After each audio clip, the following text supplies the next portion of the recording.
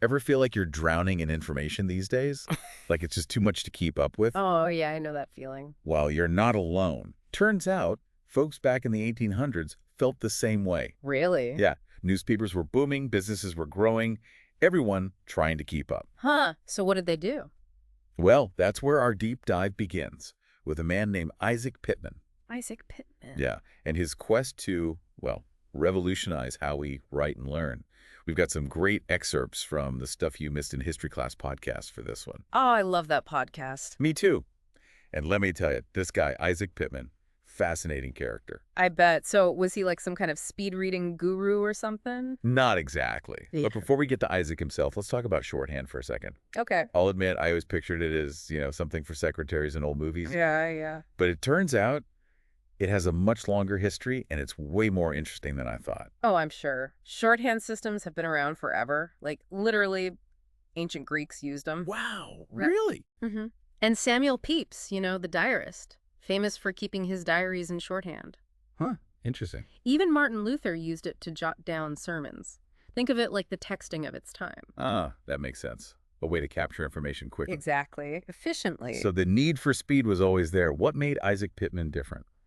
Well, Pitman was born in 1813 Okay. into a world, really on the cusp of like major technological and social change. I see, yeah. And he was a curious kid, mostly self-taught, Oh, wow. devouring books on, astronomy, math, even writing horoscopes for his family. Wait, horoscopes, that's not what I expected from a shorthand pioneer. Right. It speaks to his, his wide-ranging interests and his desire to like really understand the world around him. Makes sense. And that curiosity really shaped his career. He started as a teacher, Okay. but he wasn't your typical schoolmaster. What do you mean? Well, he was deeply religious, a staunch advocate for temperance, and he gave these free lectures on astronomy. Wow, really? Yeah, he was passionate about education, making knowledge accessible to everyone. Yeah. And of course, he was obsessed with shorthand. Of course. So how did he go from, teaching to actually revolutionizing shorthand? Well, he was using an existing system by Samuel Taylor, Okay. even teaching it to his students, but he realized it was clunky, difficult for beginners, so naturally he decided to create a better one. Just like that.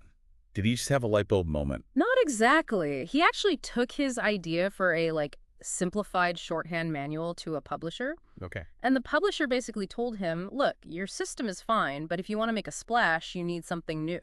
Okay, so challenge accepted. Exactly. Pitman spent the entire summer of 1837 developing his own system Wow. based on sounds rather than letters. So instead of shortening spellings, he was representing the actual sounds of spoken language. That's right. He called it phonography, and it was, truly revolutionary for its time. Wow. So how do you get people on board with this whole new system? Clever marketing, like penny postcards, free correspondence courses. He even went on these lecture tours during school breaks to promote his system. Wow, talk about dedication. Did it work? Did people catch on? Oh, absolutely. By 1846, phonography was a bona fide hit. Really? People were so eager to learn this new, faster way of writing. Yeah.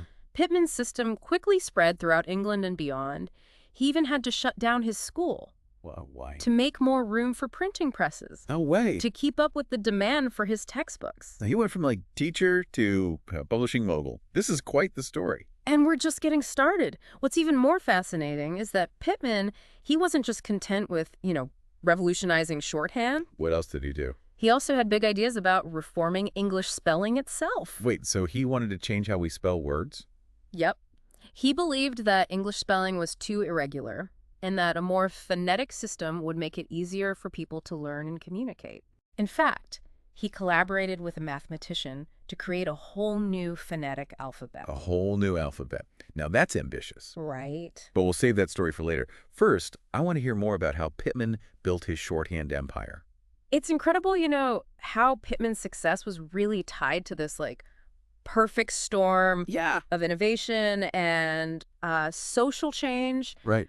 The penny postage law, Oh, yeah. which standardized postal rates, made it so cheap and easy to send letters across the country. So timing really is everything. Right. He was ready It was ready. with his penny postcards Exactly. and mail-in shorthand courses just as this whole new Yeah, communication network was exploding. exactly. And he even, he took it further. Oh. He personally corrected people's phonography exercises No way. sent to him by post. Is that right? That's dedication. That's incredible. We talked about Pitman's big ideas. Yeah. Like reforming English spelling. Mm-hmm. It's clear he was passionate about, clear communication. Yeah. But was he ever criticized, like, for going too far? Of course. Some people thought his shorthand system Yeah. was too complex, Yeah? for everyday use. Right. And his ideas for spelling reform, those were pretty radical for the time. Yeah, so how did he handle that pushback? Pitman was never one to back down from a challenge. Oh, okay.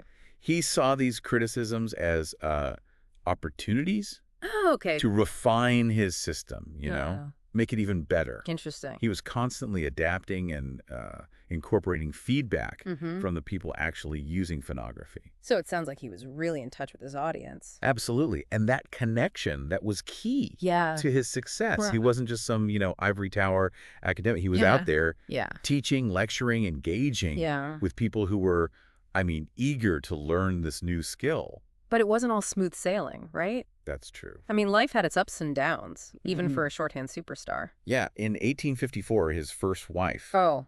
passed away. Oh, I'm sorry. And a few years later, he remarried Okay. a woman named Isabella Masters. Isabella Masters, okay. And And they started a family. yes, they had 2 sons, Okay. Alfred and Ernest. Alfred and Ernest, got it.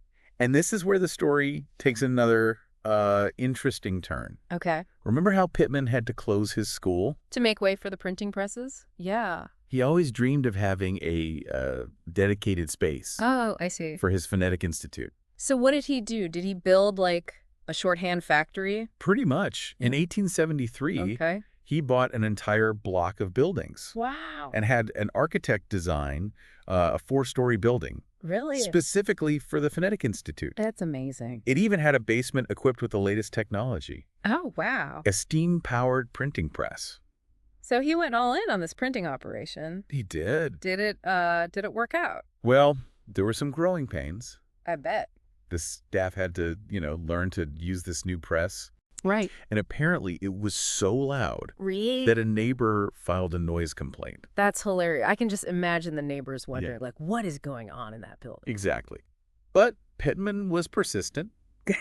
He eventually expanded his printing operation Okay. into a full-fledged publishing company. Wow. And when his sons grew up, Yeah. they joined the business, Oh, nice. forming Isaac Pitman and Sons. So it became a true family affair. Exactly. They published all sorts of educational materials, not just shorthand books. Right. And this publishing house, it continued long after Isaac's death, Really? eventually being acquired by another company in the 1980s. That's incredible. A legacy that spanned, like, over a century. It really is. But what about Isaac Pitman himself? Yeah? What kind of man was he, outside of his work? Well, he lived a long and fulfilling life, Okay. reaching the age of 84. Okay. She was knighted in 1894. Wow, for his contributions. For his contributions to education and communication. Right, of course. And even in his later years, when his health declined, Yeah. he continued to manage the business from a wheelchair. Dedication to the very end. It really is. That's remarkable. And even, on his deathbed, Yeah. he remained focused and practical. Okay. The podcast mentions this note he sent to his minister Oh, wow. shortly before passing, Okay. saying to tell, those who asked that he died peacefully, Yeah. with no more concern than in passing from one room into another to take up some further employment. That's a beautiful way to put it. Yeah. A true testament It is. to his unwavering work ethic Mm-hmm. and passion for his craft. It's amazing to think about all the ripple effects Yeah. of Isaac Pitman's work. Right. We may not use shorthand in our daily lives anymore, True. but it played such a crucial role in shaping, Yeah. how information was captured and shared Mhm. for over a century. You're absolutely right. Think about all those places Mhm. where speed and accuracy were essential. Yeah. Courtrooms, parliaments, newsrooms. Oh, yeah. Pitman's shorthand was there, Wow. helping to record history as it unfolded. it really makes you wonder how different things might have been without it. Totally. And what fascinates me is that Pitman wasn't just, this one-hit wonder. Right. He was constantly refining his system based on feedback and, real-world usage. There's this quote from him where he compares himself to a skillful anatomist, saying that just as an anatomist can, reconstruct a whole skeleton from a few bones, he could build a whole shorthand alphabet from a handful of well-chosen signs. That's a brilliant analogy. It really shows like how much thought and observation went into creating something, both efficient and adaptable. Exactly. And that's what made phonography so successful. It wasn't just a system. It was a living, evolving tool that met the needs of, a rapidly changing world. So looking back, what would you say is Isaac Pitman's most enduring legacy? I think for me, it's the democratization of information by making shorthand more accessible. He empowered countless individuals to learn new skills, participate in, public discourse, and record history as it unfolded. Think about all those people who were suddenly able to take notes, write letters, capture their thoughts and ideas more quickly, efficiently. That's a powerful point. It wasn't just about speed. It was about giving people a voice. Yeah, exactly. And it makes you wonder what our world would be like today if everyone had the ability to write as fast as they think. Ooh, interesting. Would we be even more overwhelmed by information overload? Or would we have developed entirely new ways to filter, process, and communicate ideas? That's a fascinating question. Something to ponder, I think, the next time you're scribbling down notes. Maybe even in shorthand. I think Isaac Pitman would approve.